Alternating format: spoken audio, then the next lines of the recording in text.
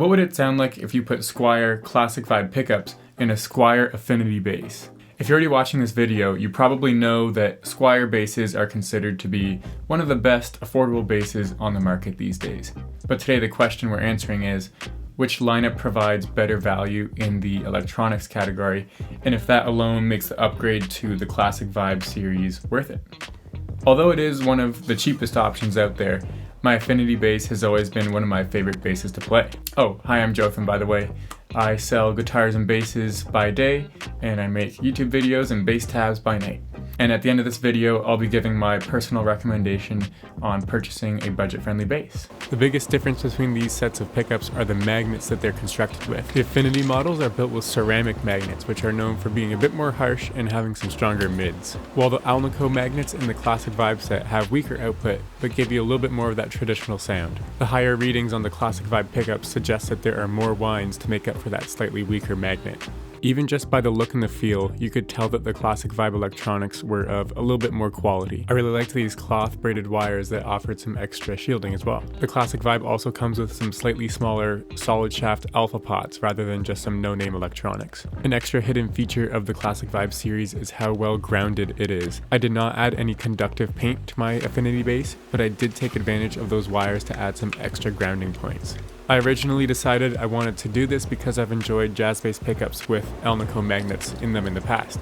A couple summers ago, I actually did a custom build using the Fender original jazz bass pickups, which are built with the Alnico 2 magnets. I'm definitely not a pro at soldering, but hey, you can learn anything on YouTube these days.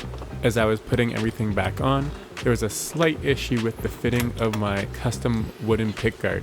If you want to check out how I made this pickguard out of walnut, I'll make sure to link it in the top right corner as well as in the description. Thankfully, after just a couple minutes of sanding, it was a perfect fit once again. And so after another coat of finish and a quick other clean of the fretboard and the body, everything was ready to be put back together. I recorded 5 songs, both before and after, so we could get a proper comparison of the tone. Everything is exactly the same, from the setup to the strings used to the settings on my Mark bass bass amp.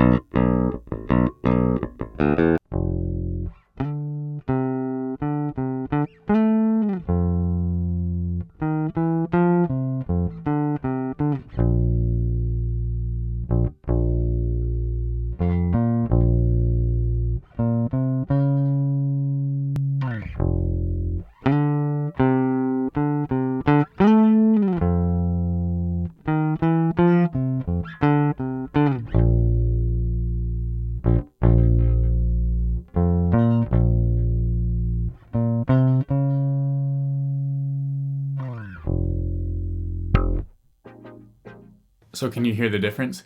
I certainly noticed a little bit more warmth as well as a less pronounced mid-range. You know, the sound certainly feels a little bit more smooth.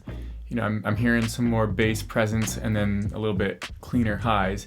But there are just so many words that we can use to describe this and the differences between the two types of pickups.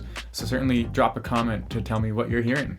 The crazy part about all this is that it's hard to say which one's better. Each set of pickups will be more or less applicable in different scenarios, depending on what song, what genre, even what pedals or what amp you are using with them. And at the end of the day, just some solid practice would probably be more noticeable than a change in the pickups anyways. So, should you buy a Squier Affinity or Classic Vibe bass?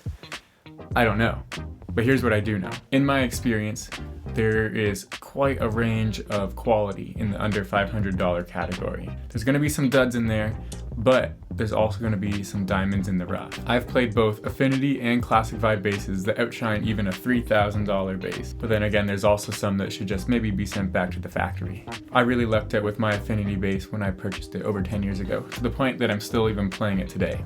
My recommendation would be to get your hands on the instruments themselves. Go to your local independent music store, spend some time playing both the Affinity and the Classic Vibe series. Go talk to the people there and see what they recommend. If you have no experience at all, I'd recommend maybe borrowing or renting if you have to, so that you can make an educated purchase later on. Well anyways, now back to our scheduled programming of learning new songs together. I've been writing bass tabs for 3+ years now, and so I've got quite the selection here on YouTube as well as on my Patreon. I love to help people out and chat about gear, and so if you have any questions or just want to say hi, please feel free to leave a comment and I'll get back to you as soon as I can. And above all, keep making music.